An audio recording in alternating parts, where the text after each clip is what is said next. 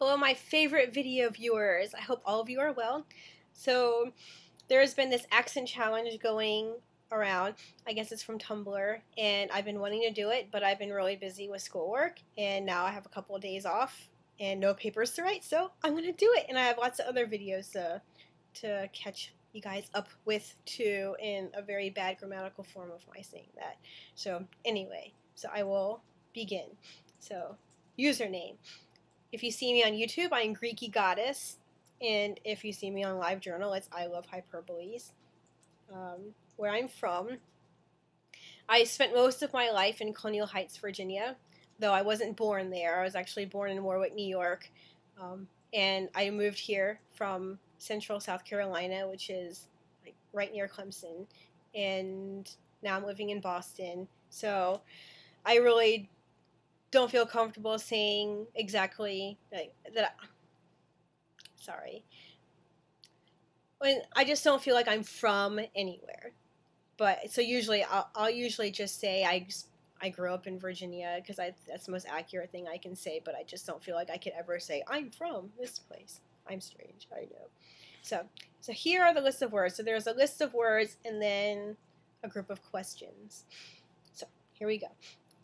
Ant, roof, and I say the next word both ways, route or route. It just depends on my mood, I guess. I don't really feel like I have one particular way that I say it. And the same thing with the next one, theater. I usually say theater, but I'm pretty sure I've said theater before. And then, all right, to continue. Iron, salmon, caramel, fire, water, New Orleans, pecan, both. I've heard a lot of people say both, but I don't see how people can say that when there's no L. But anyway, both. Again, probably, Alabama, lawyer, coupon, mayonnaise, pajamas, caught, naturally, aluminum, even though it's written as aluminium on the list, GIF, tumbler, crackerjack, doorknob, envelope, and chapoy, but I had to look it up because I've never seen that before. Gratuitous picture of yourself, but I guess I'm making it up as chapoy. I have no idea. Jipoy. But, so, as for the questions. Sorry, I'm getting over a cold. What is it called when you throw toilet paper on a house? I didn't think there was a special word for this other than toilet paper. I've heard people say, oh, the house was TP'd, but I don't know. I have no idea.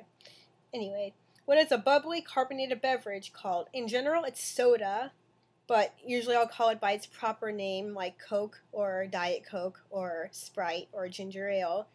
Like, I don't always just say one or the other, but I don't just generalize it as Coke as some regions do. What do you call gym shoes? I say sneakers, and I've heard some people say tennis shoes. My grandparents used to always say tennis shoes, and I always thought that was really weird. What do you call your grandparents? I always call them grandma and grandpa. I didn't have any fuzzy name for them. Fuzzy, cuddly name, like Nana and Papa, like Nini and Poppy or whatever. I never did that. Not that that's bad that people do, but I just never did. And what do you call the wheeled contraption in which you carry groceries at the supermarket? I say cart. What is the thing you change to a TV channel with? I say remote. Choose a book and read a passage. This is from a book called Getting Wasted that I had to read in my contested issues in student affairs classes. And here we go. As Bill argues, drinking is not always planned. Alcohol consumption can occur as spontaneously emerging behavior. Thus, attention should be paid to the immediately impinging foreground factors that sometimes emerge to produce a decision to drink. University of Houston researchers Alvarado Valdez and Charles Kaplan argue that foreground factors identify the more particular short-term conditions, situations, and contexts that interact with background factors to bring about specific behaviors. According to Jack Katz, acts of deviance are generally attributed to background factors, e.g. family background, cognitive and personality dimensions, life events, but scant attention is paid to the variables that converge in time and place in the foreground. So we got to read all about people getting wasted in college. and why, and it was all intellectualized. People want to merge to adulthood. It was quite interesting. And then, do you think you have an accent? Everybody has an accent. I don't care what anyone says. Everyone has an accent. Maybe one's particular voice does not lend itself to follow a certain region, like Southern, Midwestern, Northeastern, but everybody has an accent.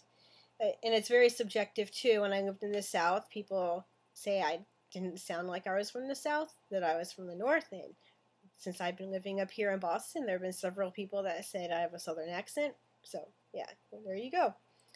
And wizard or vampire? Of course, wizard. I think vampires are disgusting. I'll never ever get into the Twilight crazy phenomenon that's there ever. And do you know anyone on Tumblr in real life? I don't know anybody who uses Tumblr, but as for the other blogs that I use, of course I know them in real life. I have people that I blog with, and there are some people I've never met, but it doesn't mean that I spend all my life only talking with online people. And then I was supposed to end the audio by saying any three words that I want. So I chose process. My boss, who's British, says process, and I actually think it's much more fun to say process. So I'm trying to ingrain that in the way that I speak. And it's much more fun to say process. And umbrella. My husband says umbrella, but I'm not weird like he is. And then the last one, crayon. I don't know why. It was just a random thing. I just wanted to say crayon. So that is my challenge. And yep. Bye.